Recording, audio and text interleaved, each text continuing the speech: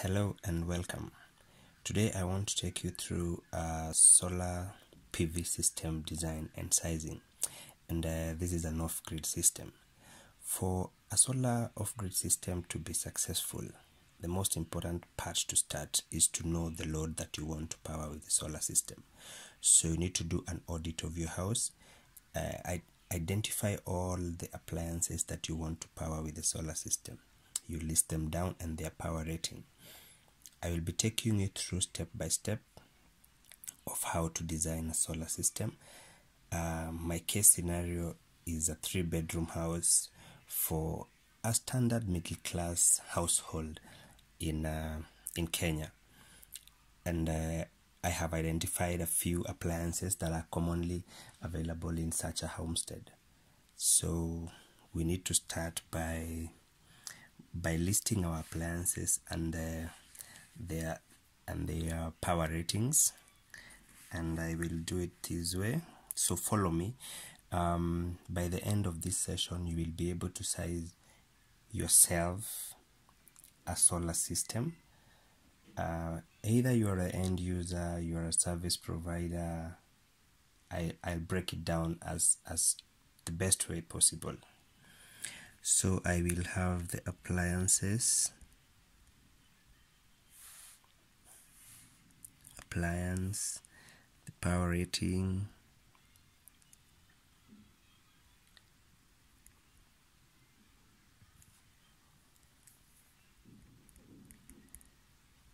then I will have the quantity of each appliance, then I'll have the total power, then I'll have the backup time intended for each appliance. This is in hours. The total power should be in watts, and then the total energy demand. So I will work with a TV set, 65-inch, with a power rating of 120 watts. One of it. So the total power will be 120 watts, and I want to back it up for 8 hours. That will give me a total energy demand for that appliance of 960 kilowatt hours.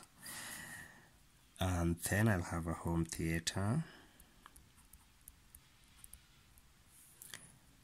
with also a power rating of 120 watts. It's one in the house, so I'll have a total power of 120.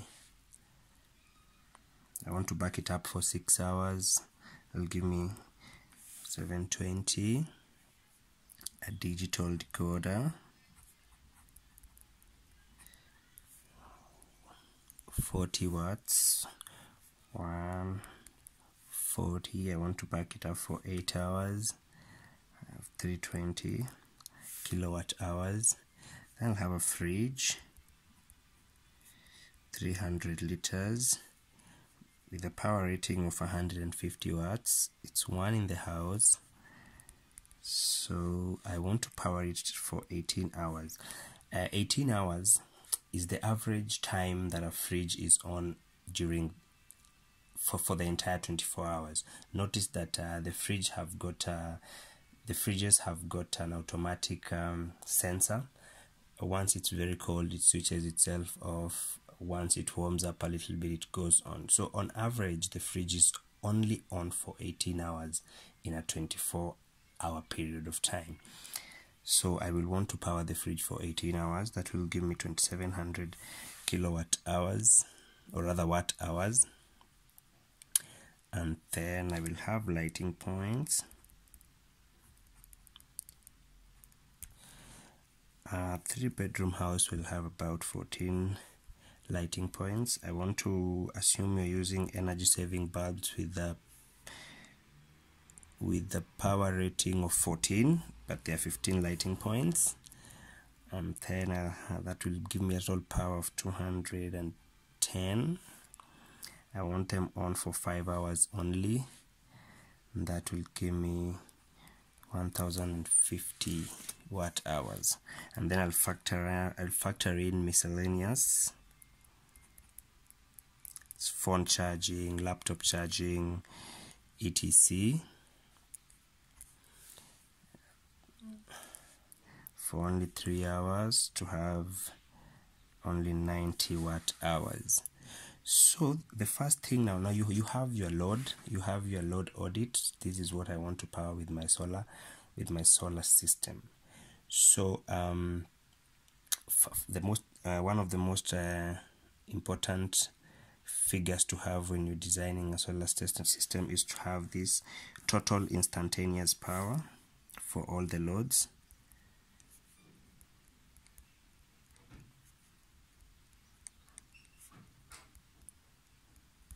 If you sum up this, you will get 670 watts.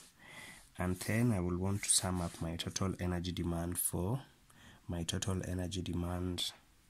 all the appliances. So if you sum up all this, you will get 5,840 watt hours. Each electrical system has got a few losses here and there, so I want to mark up this up a little bit by 20% to take care of system losses.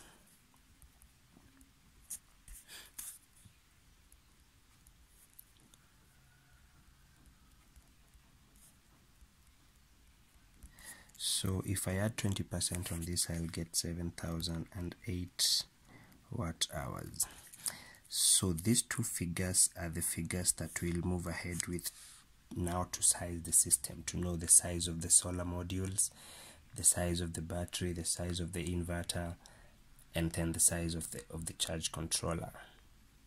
I'll go right ahead and show you how to size for the solar modules.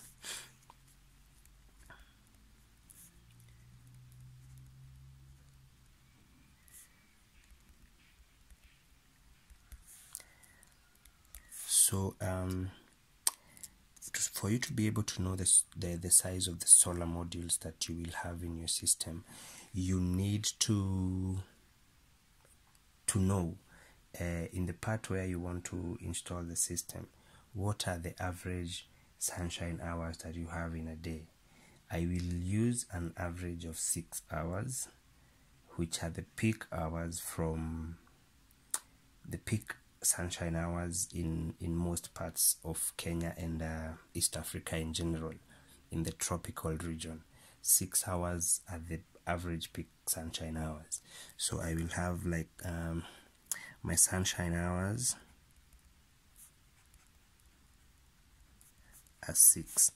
So what you need to do is to divide the total power energy demand for all the appliances per day divided by the sunshine hours. So that will be 7,008 watt hours divided by the sunshine hours.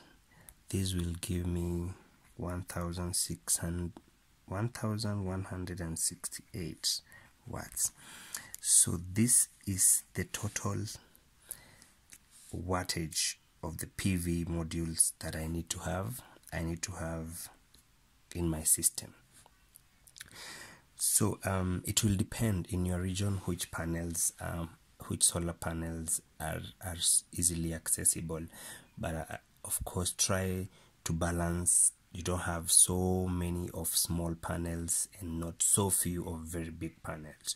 So in my case, I will use 200 watt panel. 200 watt panels are so common in Kenya, so I will use 200 watt panels.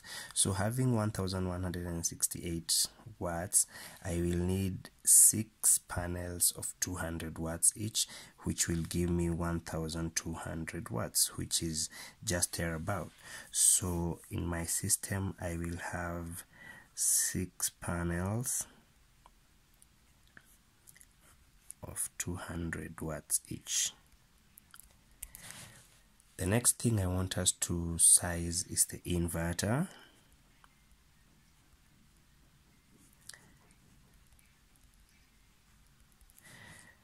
So the inverter is usually a factor of the total instantaneous power. We want to assume an ideal or the worst case scenario when all the appliances are running at the same time. So we want the inverter to be able to power all the appliances at the same time. Of course, it's not usual that you'll have all the appliances running at the same time, but when you're sizing for a solar system, that is the case that you want to assume. You want to assume an extreme case scenario. However, I will not use 670 as it is for when sizing for the inverter. Inverters have got losses and a degree of efficiency, so you need to check with your manufacturer, your inverter manufacturer, the inverter efficiency, the inverter conversion efficiency.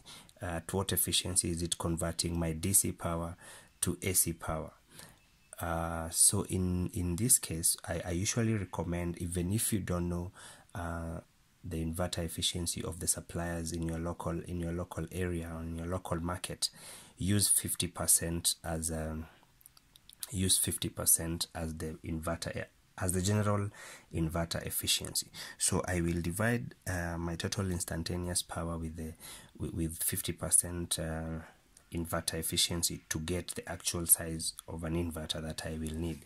So in this case, I'll have 670 watts divided by 50% efficiency, and that will give me 1340 watts. Therefore, I will go for a 1500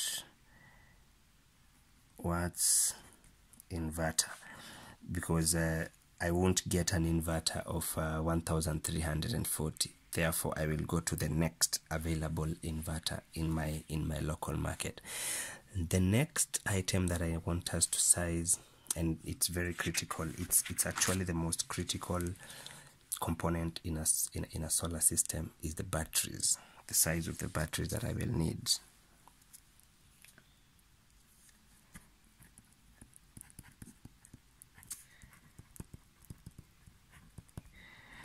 So for you to be able to size your battery correctly, you need about five components, 5 factors that will determine the size of the batteries that you're gonna use in your system. The first item is the total energy demand, which we have already calculated earlier,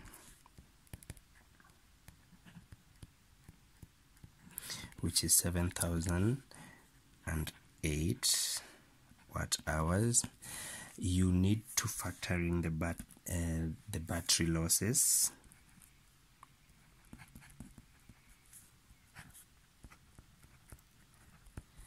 The battery losses, I usually work with 15%. Most batteries have a loss factor of 15%. Therefore, I will need to have I'll have an 85% efficient battery, so that will be 0.85. I'll then need to consider in the depth of discharge.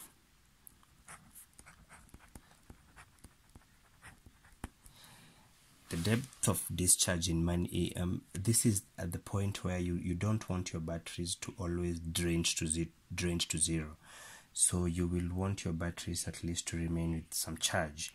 The recommended depth of discharge for many batteries is 40%. Therefore, I'll have a factor 0.6 for me to be able to calculate the size of the battery bank that I need. And the fourth item is the nominal battery voltage.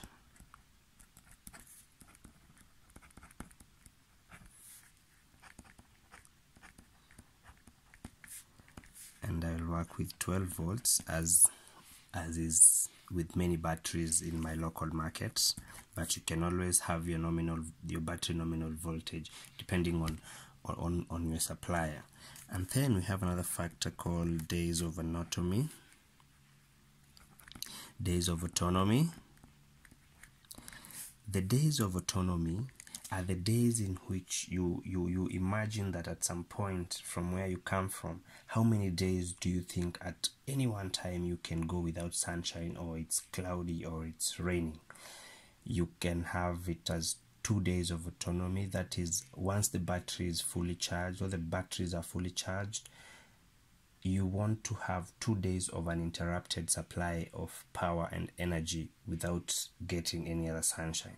It is so unlikely. It's so unlikely in the tropics, and therefore, in our case, for the purposes of this video, I am going to use only 1 day of autonomy. I want to assume that in the worst case scenario, it's only a day that I will not get sunshine, which again, it's almost next to impossible. So we'll use 1 day of autonomy.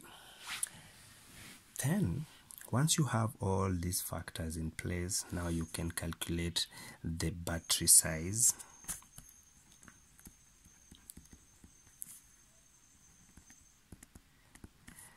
So the battery size is usually a result of all this.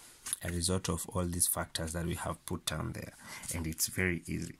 It is the total energy demand, 7,108, divided by the battery efficiency, the depth of discharge factor, and the nominal battery voltage, multiplied by the days of autonomy, and mine is 1. This will give me, you can do that, you can calculate that on your part. This will give me 1,145 ampere hours. So my battery bank should give me a total of 1,145 ampere hours. In my local market, the batteries available are 100 Ah, 150 Ah, 200 Ah, 400 Ah, with a 12-volt nominal voltage. Just by looking at it, I can be able to tell I will need 6 number batteries of 200 Ah to give me a total of 1,200 Ah, which is just slightly above what my system design requires. So we already have the 3 critical components in a solar system. So we are only remaining with 1 component, which is the charge controller.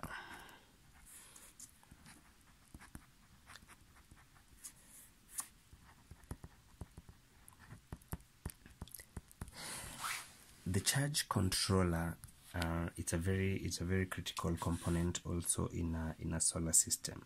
You can go directly and calculate it easily. Calculate the total amperes. You have the total amperes in your system. The total amperes in the system can be the size of the charge controller, but I like approaching it in a different way, because different solar panels come with different short circuit currents. So in this case, instead of using the battery size and instead of the battery bank, or rather the system voltage and the power from the solar panels to calculate for amperes or current, I want us to use the short circuit current for the panels.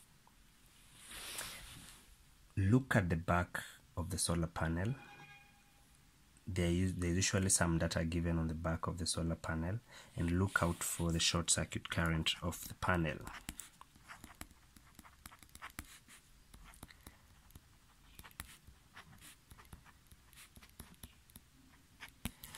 The short circuit current of the panel is usually displayed at the back of the panels. Once you have it, and it varies from supplier to supplier, it varies from manufacturer to manufacturer. So once you have the short circuit current of each panel, of each of my 200 watt panels that I have identified, you then look at the configuration of the system, the intended configuration of the system. I love the series configuration when I'm not working with so many panels. Here in this system, I only have 6 panels and 6 batteries. I will, so that the current doesn't go so high, I like using the series connection, series configuration, because it doesn't spike up the system current. So that means if it's in series, I'll just pick the short circuit current from one panel, and it will be the same. It's the same all through the system. So my system current will be equal to the short circuit current of one panel. In the event that you have configured your system in parallel, if your panels and your batteries are in parallel, then you'll have to sum up the short circuit current of the panel. So I'll have the short circuit current of each panel multiplied by 6 panels for me to be able to get the total system short circuit current. So, and that is how you size for a charge controller. Don't worry if this jargon and this mathematics looks complicated. I have put the same in a Microsoft Excel sheet, where you just feed in your loads. Of course, the loads will depend. These loads will depend on your particular application. So I have designed for you a tool in Microsoft Excel where you can be able just to feed in. You just feed in your loads, quantity, and the power rating. Then everything else will be calculated for you. It will give you the recommended solar panel sizes and the battery sizes of the different sizes that are available. So I will leave my email address down on the description part of this video, so that you can drop me an email if you wish to have the Excel tool, so that you can make your work easy, especially for service providers and solar component sellers.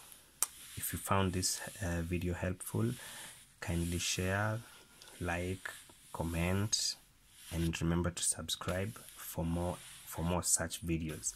I'll be addressing more videos on solar systems and the challenges in the solar industry, or what to go for when you're looking for solar panels in this market, what to look for when you're going for batteries, and so on. See you in the next video. Thank you.